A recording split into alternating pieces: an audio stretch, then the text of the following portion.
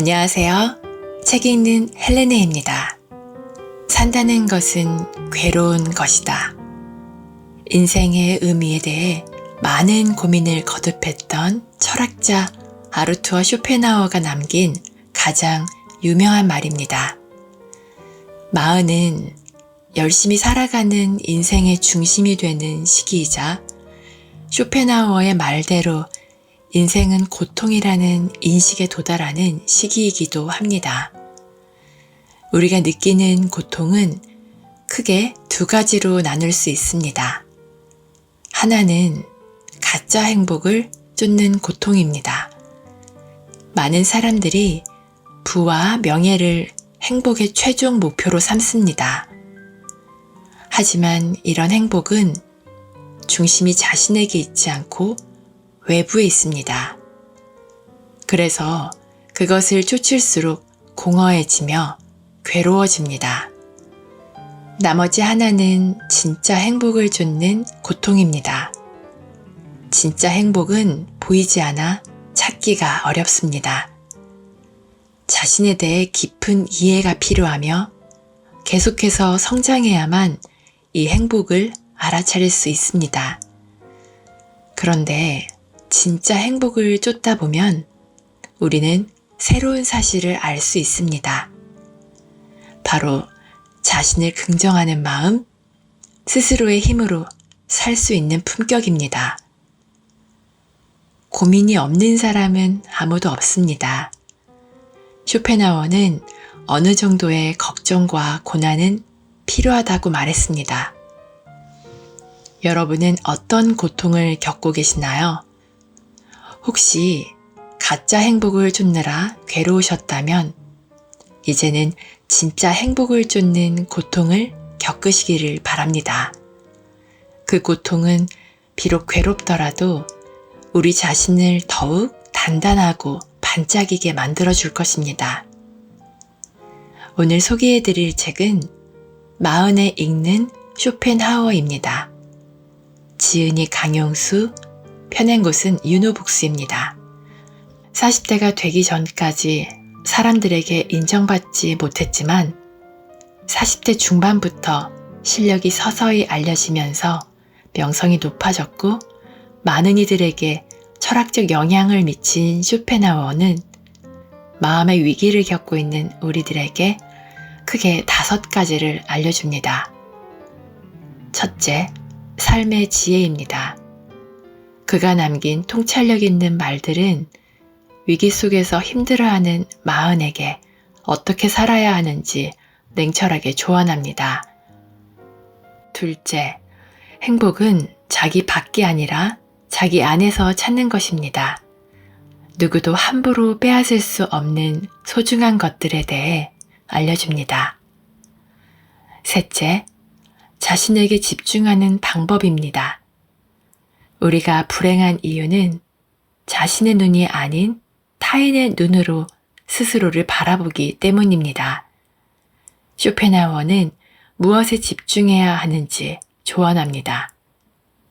넷째, 허영심을 버리고 자긍심을 가지는 방법입니다. 자긍심은 어떤 장점과 가치를 지녔다는 믿음에 근거합니다. 우리는 그 자긍심을 찾아야 합니다. 다섯째, 2번 다시 오지 않는 시간의 의미를 깨닫고 현명하게 사는 방법입니다. 과거와 미래의 불안과 괴로움에 사로잡히지 않고 현재를 충실히 살아야 합니다. 그럼 쇼펜하우어가 우리에게 남긴 말들을 좀 더 자세히 알기 위해 잠시 책 속으로 들어가 보겠습니다.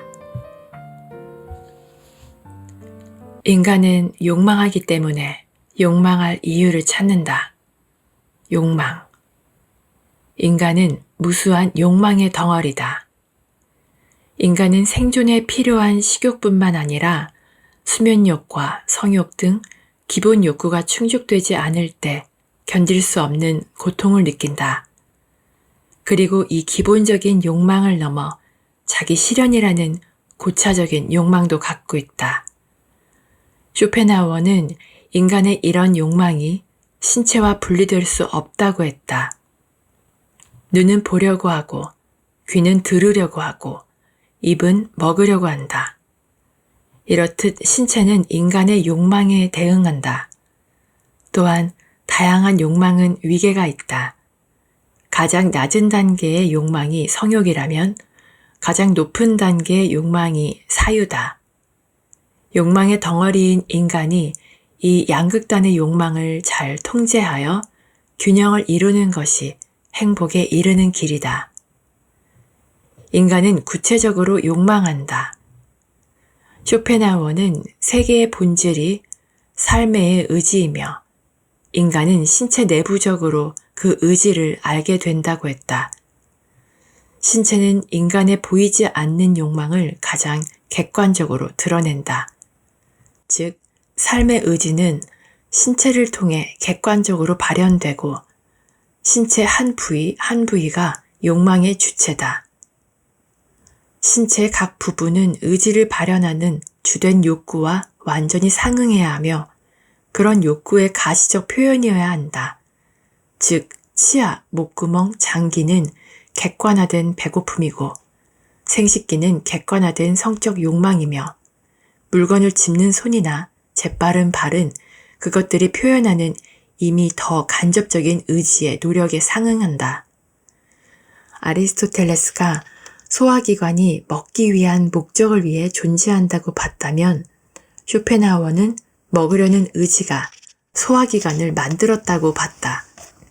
눈은 보고자 하는 의지가 발현된 것이므로 대상을 보려는 욕망이 생겨나는 것은 당연하며 신체의 각 부분도 의지가 나타내는 욕구와 완전히 일치한다는 것이다. 따라서 인간의 모든 욕망은 신체의 기능과 같이 한다. 이런 이유로 쇼펜하우어는 인간이 이성적인 존재가 아니라 비이성적인 존재라는 점을 강조했다. 인간의 생각하는 능력은 신체의 일부분인 뇌의 기능에 따른 것이고 인간의 정신이나 이성도 한낱 욕망의 도구에 불과하기 때문이다. 그러므로 인간의 욕망을 완전히 통제하는 일은 불가능하다.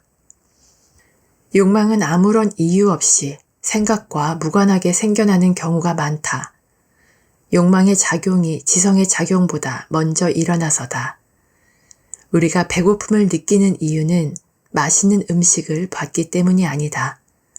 먼저 배고픔을 느끼고 그 상태와 느낌을 충족할 대상을 찾는 것이다. 이렇듯 욕망은 외부 대상에 의해 결정되는 것이 아니다. 우리의 생각과 관계없이 통제할 수 없는 욕망이 끊임없이 생겨나는 것은 자연스러운 일이다.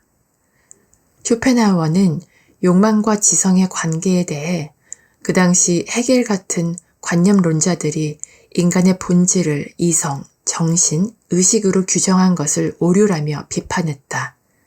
대신 의식의 내면에는 무의식적 의지, 집요한 생명력, 욕구의 의지가 우세하게 작용한다고 주장했다. 비유하자면 절름발이를 어깨에 메고 가는 힘센 장님처럼 의지는 욕구할 이유를 찾아서 욕구하는 것이 아니다. 욕구하기 때문에 욕구할 대상을 찾는다. 욕망이 합리적으로 좋고 나쁨을 선택하는 생각에 앞서 있기 때문에 인간은 자유롭게 선택할 수 없다. 본능이 지성보다 훨씬 우월하기 때문이다. 인간의 욕망이 신체적이라는 점은 죽을 때까지 생존을 위한 욕망을 충족해야 행복할 수 있다는 사실을 말해준다. 욕망에는 선악이 없다. 철학자 에피쿠로스는 인간의 욕구를 세 가지로 나눴다. 첫 번째, 자연스럽고 꼭 필요한 욕구. 먹을 것과 입을 것에 대한 욕구다. 충족하기 쉽지만 충족되지 않으면 고통을 야기한다. 두 번째, 자연스럽기는 하지만 꼭 필요하지는 않은 욕구. 성적 충족의 욕구다. 이 욕구는 첫 번째 욕구보다 충족하기가 좀 더 힘들다. 세 번째, 자연스럽지도 않고 꼭 필요하지도 않은 욕구. 사치, 호사, 부귀영화에 대한 욕구다. 이 욕구는 끝이 없고 충족하기도 어렵다. 진화론에 따르면 인간의 욕망은 환경에 따라 바뀌었다. 동시에 인간은 구석기 시대부터 살아남기 위한 정보를 몸에 남겨두었다. 먹고 마시고자 하는 인간의 욕망은 선하지도 악하지도 않다. 비만은 건강에 좋지 않다는 것은 생각이고, 이와 별개로 지방은 생존을 위해서 반드시 필요하다. 인간이 생존을 위협하는 추위와 배고픔을 극복하는 방법은 지방을 몸에 축적하는 것이었다. 또한 인간의 이성은 환경과 피드백을 하며 만들어졌다. 그래서 많은 기억과 상처가 인간의 DNA에 기록돼 있다. 뇌도 생존하기 위해 환경에 따라 발전했다. 즉, 지능은 생존 도구로서 발전해 온 것이다. 이 과정에서 후손을 남기는 것은 지극히 자연스러운 일이다. 진화생물학자 리처드 도킨스의 저서 이기적 유전자에 따르면 자신의 DNA를 이 세상에 남기는 행위는 인간의 가장 큰 열망이다. 이런 최근의 이론과 비교할 때 쇼펜하우어의 욕망의 철학은 설득력이 있어 보인다. 인간의 욕망과 지능은 생존을 위해 끊임없이 업데이트해 온 것이다. 그렇다면 우리는 죽을 때까지 욕망의 굴레에서 벗어날 수 없다. 우리는 실제로 기본적인 욕구를 충족하기 위해 노력하며 살고 있다. 직장에서 돈을 벌고 친구를 만나고 투자를 하는 이유도 기본적인 욕구를 채우기 위함이다. 이 욕망이 충족되지 않으면 자연스럽게 고통을 느끼는데 이것이 바로 인간의 행복과 불행을 결정한다. 우리는 신체의 각 부분에 맞는 욕망이 적절히 충족됐을 때 만족할 수 있다. 죽음을 통해 신체를 완전히 떠날 때까지 우리는 의욕과 결핍의 고리에서 벗어날 수 없다는 사실을 알아야 한다. 인간의 욕망은 신체를 통해 삶에 대한 의지로 나타난다. 우리는 신체를 통해 삶의 의지를 내부적으로 느낀다. 진화론과의 차이점이라면 쇼펜하우어는 인간의 욕망을 잘 다스려야 행복해진다는 입장이다. 특히 인간의 성욕을 지성으로 잘 제어할 때 맹목적인 삶의 의지에 휘둘리는 일이 없다고 한다. 의지의 외적인 자극에서 자유로워만 행복해질 수 있기 때문이다. 욕망을 자각하지 않으면 고통이 꼬리에 꼬리를 물고 일어날 것이다. 하고 싶은 것과 할 수 있는 것을 분별하라. 능력. 인간은 자신이 하고자 하는 것과 할 수 있는 것이 무엇인지를 알아야 한다. 그럼으로써 비로소 인간은 성격을 나타내게 된다. 또 그런 후에야 진정 무엇인가를 성취할 수 있다. 인간이 타고난 성격과 기질에 따라 살아가야 한다면 행복과 불행은 이미 결정돼 있다. 쇼펜하우어는 성격이 불변한다는 입장에는 변함이 없지만 교육으로 제2의 성격을 만들 수 있다고 했다. 이것이 후천적으로 획득된 성격이다. 후천적으로 성격을 바꿀 수 있다면 노력 여하에 따라 누구나 행복해질 수 있다. 쇼펜하우어의 획득된 성격의 개념에 따르면 행복은 숙명적으로 결정되는 것이 아니라 스스로 선택하여 만들어가는 것이다. 이를 위해서 자신의 욕망과 능력을 정확히 알고 이 두 가지를 일치시키기 위해서 노력해야 한다. 이는 저절로 이루어지는 것은 아니다. 오랜 시행착오를 통해 자신이 무엇을 의욕하는지와 자신이 무엇을 할 수 있는지를 알고 나서야 비로소 참된 것을 이룰 수 있다. 우리도 마찬가지다. 하고 싶고 할 수 있는 것을 찾으면 그리고 원하는 바를 얻고자 하면 이외의 것을 포기할 수도 있어야 한다. 부, 명예, 지식, 미덕, 그 무엇이든 자신이 진지하게 추구하는 목표를 수월하게 실현하고 향유하려면 목표와 무관한 모든 욕심을 버려야 한다. 그리고 다른 목표들도 포기해야 한다. 그러므로 단순한 의욕과 능력만으로는 부족하다. 여기서 교육은 자신의 소질과 가능성을 인식하고 개발하는 데 큰 역할을 한다. 이런 후천적인 성격이 타고난 성격보다 행복감을 느끼는 데 더 중요하다. 행복을 위한 가장 중요한 출발점. 인간은 누구나 자신이 하고자 하는 것과 할 수 있는 것이 무엇인지를 알아야 한다. 자신이 하고자 하는 것과 자신이 할 수 있는 것을 분별하는 자기 인식이 행복의 전제 조건이다. 그러나 처음부터 자신의 성격에 대해서 아는 것은 불가능하며 많은 시행착오와 경험이 필요하다. 자신이 원하는 바와 자신이 할 수 있는 바를 진정 알아야만 뭔가를 성취할 수 있는데 그렇지 않다면 결국 인생에서 실패하게 된다. 자신에게만 적합하고 자신만이 할 수 있는 것을 아직 모르는 상태에서 참된 행복은 성취될 수 없다. 선천적인 성격은 그 자체로 타고나지만 후천적인 성격은 자신의 의욕과 능력을 인식한 후에 나타난다. 자신이 하고자 하는 것과 할 수 있는 것을 통찰할 수 없다면 타고난 기질과 본능의 지배를 받지만 세상을 경험하면서 통찰력이 생기면 자신만의 행복의 조건을 찾을 기회를 얻는다. 그리고 경험을 통해 자신의 의욕과 능력을 일치하는 법을 배우면서 획득된 성격으로 자신의 개성을 완전하게 알게 된다. 인간은 각자 서로 다른 갈망과 능력에서 자기의 소질을 발견한다. 그 소질의 수준은 개성에 따라 다르기 때문에 자신이 실제로 겪어봐야 뚜렷하게 인식할 수 있다. 쇼펜하우어는 이렇게 묘사했다. 물고기는 물에 있어야, 새는 공중에 있어야, 두더지는 땅속에 있어야만 행복하다. 주어진 개성을 최대한 유리하게 이용하면서 자신의 인격에 부합하는 일에만 노력을 기울여야 한다는 말이다. 쇼펜하우어에 따르면 자신의 개성에 맞는 일과 생활 방식, 직업을 찾아서 능력을 발휘해야 행복할 수 있다. 그 반대로 자신의 개성에 맞지 않는 일은 피해야 한다.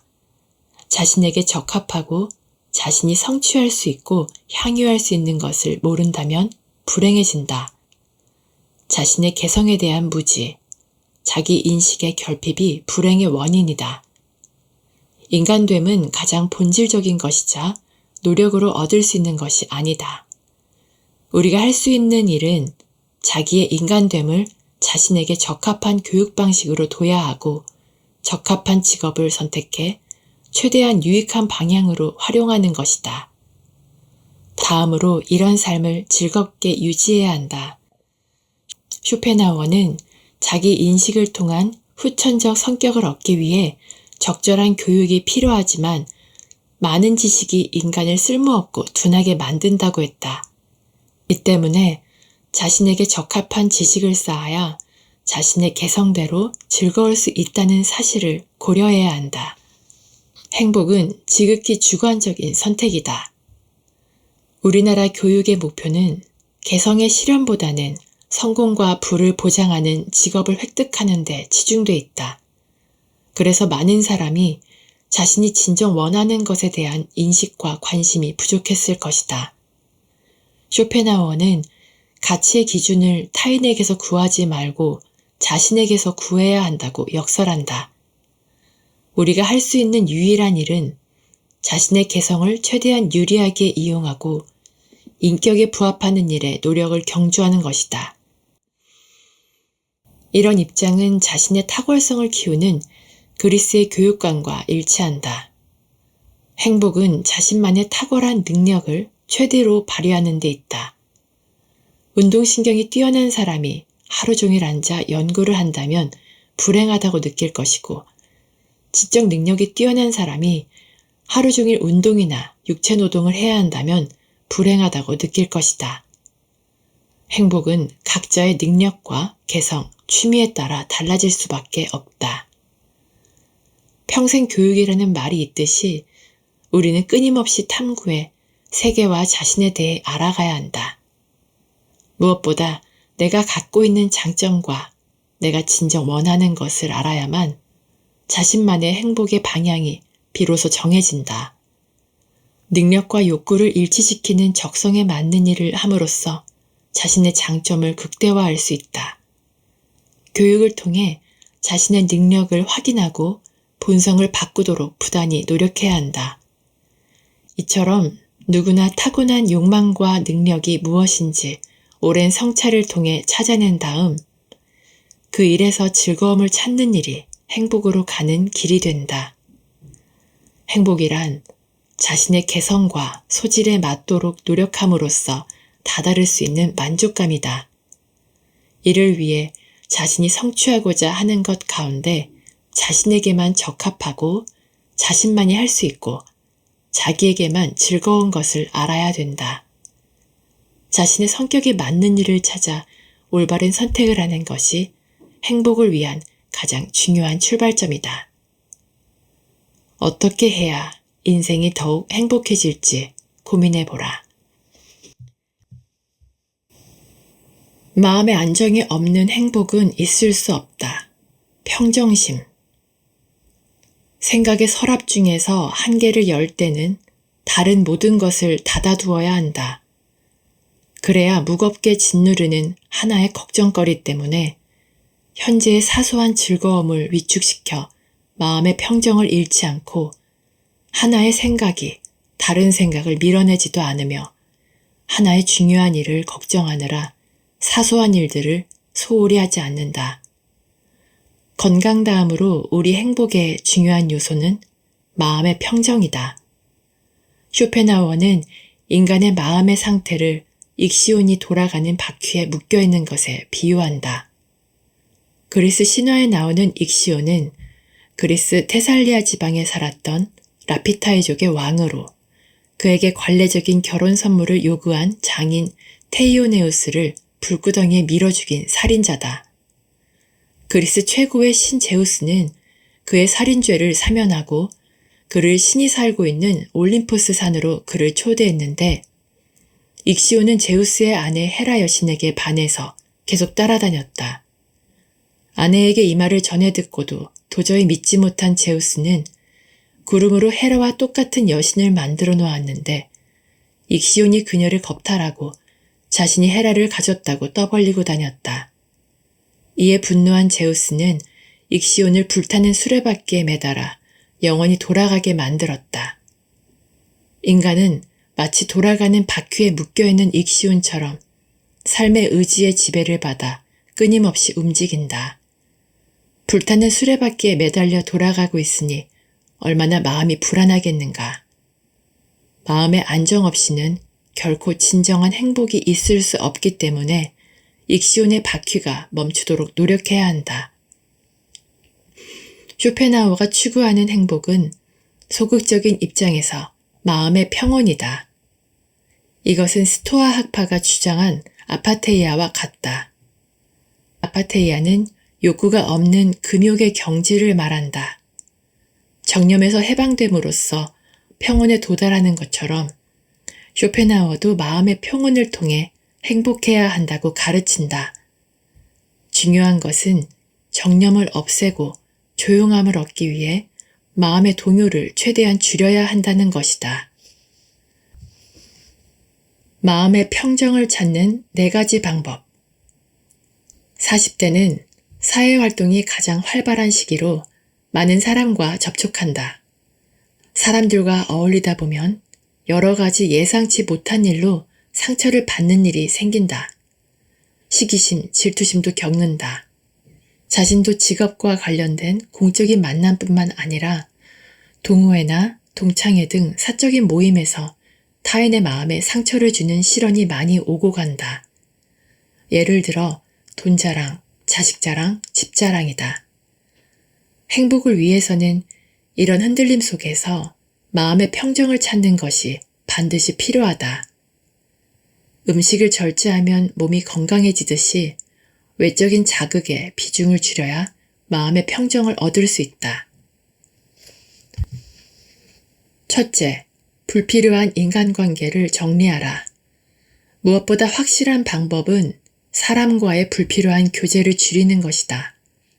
대화할 가치가 없는 사람을 만나면 마음이 상하는 일이 생길 수 있기 때문이다.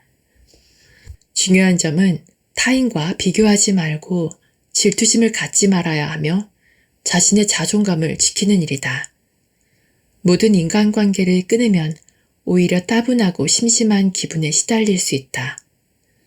그런 극단적인 상황을 피해 만나는 사람들의 범위를 좁혀서 자신의 생활 방식을 단순하게 유지한다면 마음의 동요를 줄일 수 있다. 쇼펜하우어는 무료함을 야기하지 않는 범위 내에서 될 수 있는 한 관계를 단순화하고 생활 방식을 극히 단조롭게 해야 행복해진다고 했다. 둘째, 질투를 경계하라. 질투는 인간의 자연스러운 감정이지만 자신의 것을 남의 것과 비교하지 말고 즐기자. 쇼펜하우어는 세네카의 말을 인용했다. 우리는 자신의 것을 남의 것과 비교하지 말고 즐기자.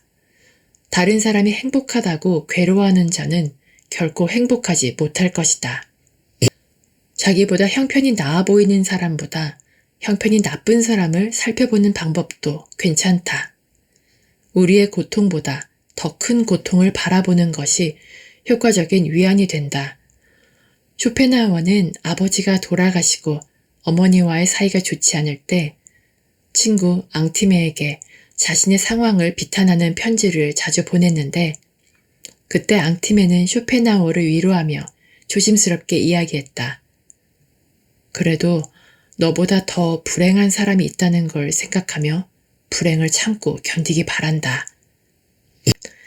셋째, 큰 희망을 걸지 마라. 우리는 가끔 태어나지 않았더라면 더 좋았을 것이라는 후회를 한다. 우리는 우주의 먼지와 같은 존재다. 그래도 우리는 살아서 존재하는 일에 감사해야 한다. 내가 이 세상에 없었더라면 이런 한탄도 할 수 없을 것이기 때문이다. 만약 꿈이 깨지고 실패를 겪어도 태어나지 않은 것보다는 나을 것이다. 쇼펜하우어는 말했다. 우리 삶은 아주 작은 점에 불과하다. 넷째, 세상에는 거짓이 많다는 점을 알아라. 이 세상에는 알맹이가 없는 껍데기가 더 존경받는 일이 많다. 지식을 가르치는 학교나 종교를 알리는 단체도 모두 겉모습만 번지르르한 경우가 많다. 알찬 속보다 가짜의 겉모습이 지배하는 세상에서 행복도 그런 바깥에 드러나는 모습으로 판단한다. 그러나 행복은 그런 화려한 겉모습에 있지 않다. 행복은 학교에서 지식처럼 배울 수 없고 종교단체에서 경건하게 체험할 수 없다. 쇼펜하우어는 행복한 사람을 대충이라도 알아보려면 즐거움보다 슬픔을 살펴야 한다고 했다. 행복의 알맹이를 알기 위해서는 어떤 것에 즐거워하는지가 아니라 어떤 일에서 고통을 느끼는지를 확인해 봐야 한다. 나를 불안하게 하는 것들과 작별하라. 평정심을 추구한 대표적인 학파가 스토아다. 세상에 일어나는 모든 사건은 우주 자연의 법칙에 따라 그렇게 일어나게끔 이미 결정되어 있다고 주장했다.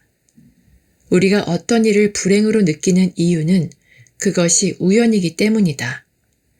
그러나 늙어가는 것, 죽어야 하는 일, 일상에서 일어나는 슬픈 일을 필연적인 것으로 받아들이면 슬퍼하지 않게 된다.